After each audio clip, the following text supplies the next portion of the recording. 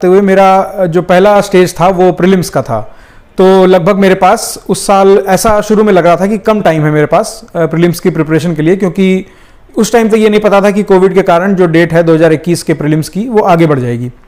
तो मैंने अपने जो भी लिमिटेड रिसोर्सेज थे, जो स्टैंडर्ड बुक्स बताई थी सारे अपने टॉपर्स ने, उन सबको हैंडल करते हुए और प्रयास किया कि जितने ज़्यादा हो सके उस साल की मॉक्स लगाए जाएं और साथ में अपने कोर्स को भी पूरा किया जाए।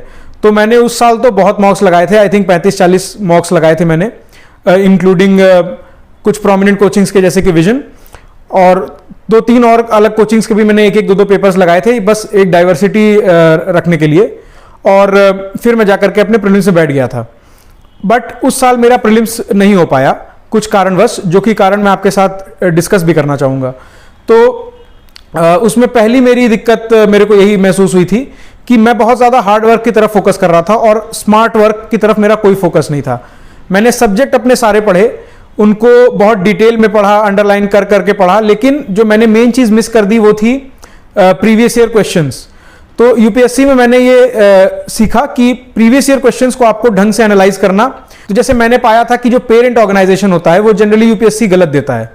मैंने जितने भी जगह पर लिखा हुआ था कि this particular initiative is by this particular organization, वो सारे ही स्टेटमेंट गलत थे। तो इस तरह के जो ह्यूरिस्टिक्स हैं वो आपको खुद ही पिछले 3 साल के पेपर देख करके और आइडेंटिफाई करना आना चाहिए।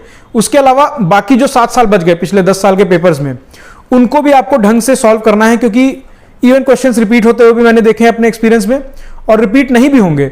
तो कई बार ऐसा होता है कि जो पिछले साल के क्वेश्चंस में ऑप्शंस थे, उन ऑप्शंस पे बेस्ड अगली बार क्वेश्चंस आ जाते हैं। तो अपार्ट फ्रॉम मॉक्स एंड जो आपका बेसिक प्रिपरेशन है बुक्स वाला, उसके अलावा ये एक बहुत इंपॉर्टेंट फैक्टर रहेगा मेरे अनुसार कि आप प्रीवियस ईयर क्वेश्चंस पे भी बराबर का ध्यान दें, खासकर आखिरी के 2 महीनों में।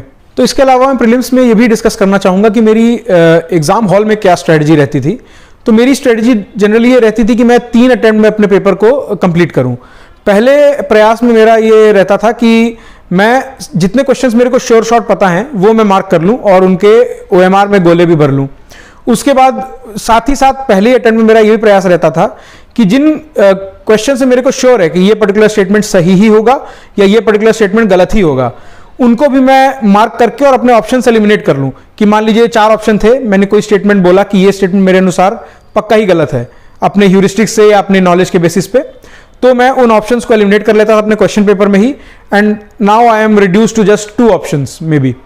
तो अब मैं छोड़ देता था कि इन 2 ऑप्शंस पे मैं अगले अटेम्प्ट में डिसीजन लूंगा। फिर इस तरह से मेरा एक राउंड कंप्लीट हो जाता था, अंदाजन 1 घंटे में या सवा घंटे में ये राउंड कंप्लीट हो जाता था। उसके बाद अगले राउंड में फिर से आधे घंटे में दूंगा, और अब मैं जिनमें 2 ऑप्शन तक पहुंच चुका था वहां पर मैं ट्राई करूंगा कि मैं अब इनके आंसर्स तक आ जाऊं, क्योंकि अब यहां पर 50% प्रोबेबिलिटी है, और प्रोबेबिलिटी के लॉ के अनुसार यहां पर आप कुछ भी मारेंगे, +1 और -0.33 वाले +2 और -0.66 वाले क्वेश्चंस जिस तरह की मार्किंग होती है, आपका नेट पॉजिटिव ही जाना चाहिए प्रोबेबिलिटी से। तो इसलिए मैं ये सारे क्वेश्चंस अटेम्प्ट तो करता ही था। कुछ इंस्टिंक्ट से आ रहा हो तो वेल एंड गुड, वरना मैं रैंडमली उन दोनों में से कोई एक क्वेश्चन मार के आऊंगा। और फिर 3rd राउंड में मेरा ये प्रयास रहता था कि अब मैं देखूं कि मेरे टोटल क्वेश्चंस कितने हो गए हैं।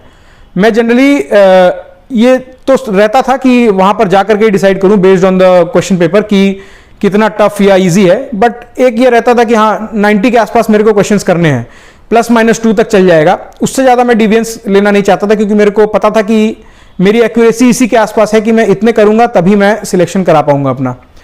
तो 3rd राउंड में मेरा प्रयास ये रहेगा कि अब मैं देखूं मेरे कितने क्वेश्चन हो चुके हैं, और बाकी जो मेरा डिफरेंस बच रहा है वो मैं पूरा करूं, ताकि मैं अपने उस रेंज में पहुंच जाऊं जहां पर मैं कंफर्टेबल फील करूंगा इस प्रीलिम्स में। अब कुछ क्वेश्चन ऐसे होंगे जहां पर मेरे को 3 ऑप्शंस में डाउट होगा, या कुछ क्वेश्चन ऐसे होंगे जहां पर चारों ही ऑप्शन मेरे को नहीं पता होंगे। तो जहां चारों ही नहीं पता है वहां पर तो बिल्कुल ही छोड़ देना उसको मेरे अनुसार सही है। और जहां 3 में आपको डाउट है वहां पर भी अब आपको थोड़ा रिस्क लेना पड़ेगा, अगर आप उस पर्टिकुलर रेंज में नहीं पहुंचे हैं जहां पर आप कंफर्टेबल हो, या जहां पर आप चाहें कि मैं यहां पर अपना पेपर स्टॉप करना चाहता हूं। तो फिर मैं उन 3 ऑप्शंस में से कुछ इंस्टिंक्ट से, या फिर कुछ ह्यूरिस्टिक से, या फिर रैंडम तुक्के से मैं ट्राई करूंगा कि इन क्वेश्चंस को मैं अटेम्प्ट कर लूं, ताकि मैं उस रेंज में पहुंच जाऊं जहां पर मेरा सेफ जोन है।